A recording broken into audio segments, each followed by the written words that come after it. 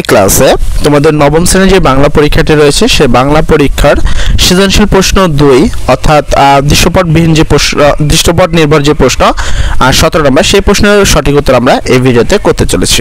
এছাড়াও এই বাংলা পরীক্ষার সকল প্রশ্নপত্রের সঠিক উত্তর অলরেডি আমরা আমাদের চ্যানেলে আপলোড করে দিয়েছি। যাদের সেই সকল প্রশ্নপত্রের সঠিক উত্তর চাই তারা চলে যাও এই ভিডিও ডেসক্রিপশনে, সেখানে গেলে তোমরা একটা প্লেলিস্ট পাবা। সেখানে তোমাদের সকল প্রশ্ন, রচনামূলক প্রশ্ন, সংক্ষিপ্ত প্রশ্ন, সৃজনশীল প্রশ্ন, এই সকল প্রশ্ন ধারাবাহিকভাবে আপলোড করা রয়েছে। তোমরা চাইলে সেখান থেকে তোমাদের সকল প্রশ্নের সঠিক উত্তর দেখে নিতে পারো। তো চলো আজকের ক্লাসে আমরা করব সৃজনশীল প্রশ্ন নাম্বার 2, অর্থাৎ নাম্বারিং যদি আমি করি সেক্ষেত্রে প্রশ্ন নাম্বার 17 হবে, ঠিক আছে? তো আমরা এই প্রশ্ন নাম্বার 17 সঠিক উত্তর করতে চলেছি। তার আগে তুমি এখানে একটা বড় উদ্দীপক দেখতে পাচ্ছ যেখানে কিছু বিষয়ে বিবরণ দেওয়া রয়েছে। তো এখানে বলা হয়েছে কিন্তু চর্চা মানুষের জীবন দর্শনের প্রধান, মানে এখানে চিন্তার চর্চা, এই চিন্তার বিষয়ে এখানে আসলে সকল কথা লেখা রয়েছে। তো সেই বিষয়ে একটু তোমরা পড়ে নিবা। আমি জাস্ট তোমাদের প্রশ্নের উত্তরগুলো একটু দেখিয়ে দিব, সঠিক প্রশ্ন উত্তরগুলো, ঠিক আছে? তোমাদের সময় যেন না নষ্ট হয় সেই দিকটা আমরা খেয়াল রাখছি। তো ক নম্বর প্রশ্ন হলো, গদ্যাংশটি গঠনের দিক থেকে কোন শ্রেণীর প্রবন্ধের নমুনা বলে তুমি মনে করো? তোমার মতের পক্ষে যুক্তি দাও। 2 নম্বর প্রশ্ন হলো, গদ্যাংশটি সভ্যতার সংকট প্রবন্ধের বক্তব্যকে সংক্ষিপ্তভাবে ধারণ করেছে, মন্তব্যটি পর্যবেক্ষণ করো। এখানে হলো প্রত্যেকটা প্রশ্নের জন্য তুমি পাবা 4 মার্ক করে এবং এই 2টি প্রশ্নের জন্য তুমি পাবা 8 মার্ক। তো চলো আমরা এই প্রশ্নের উত্তরটি দেখে নেই।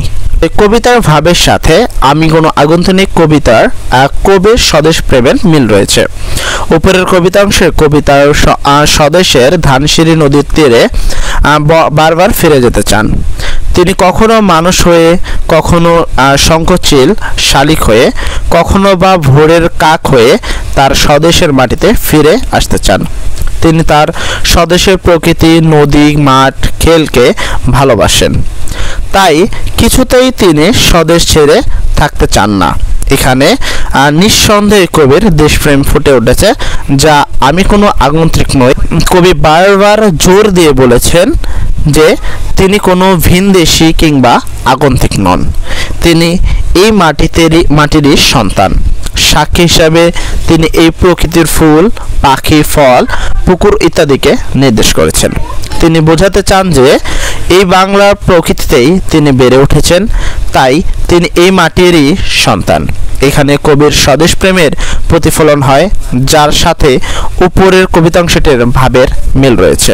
এই হলো তোমাদের ক নম্বর প্রশ্নের সঠিক উত্তর। যারা প্রশ্নটি বুঝতে পেরেছো তারা অবশ্যই আমাদের চ্যানেলটি সাবস্ক্রাইব করে দিবা এবং চলো আমরা পরবর্তী প্রশ্নের সঠিক উত্তরটিও দেখে নিই।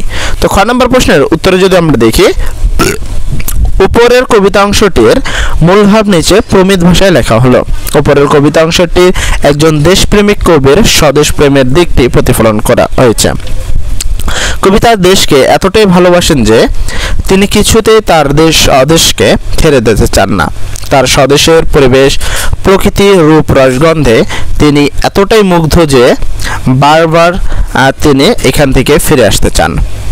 তিনি কখনো মানুষ হয়ে ফিরে আসতে চান কিংবা শঙ্খচিল শালিকের বেশে, নয়তোবা ভোরের কাক হয়ে।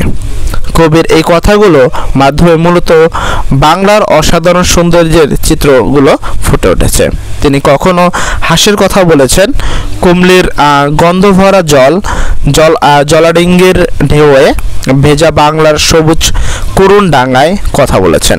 এই চিত্রগুলোর মাধ্যমে কবি বাংলার রূপ বৈচিত্র্যের চমৎকার দৃশ্যগুলো ফুটে উঠেছেন।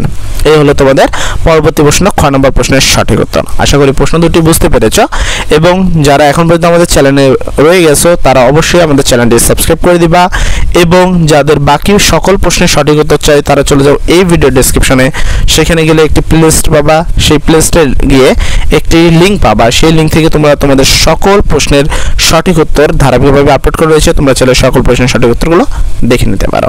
সর্বোপরি কথা, সবাই ভালো থাকো, সবার জন্য দোয়া করি। আসসালামু আলাইকুম।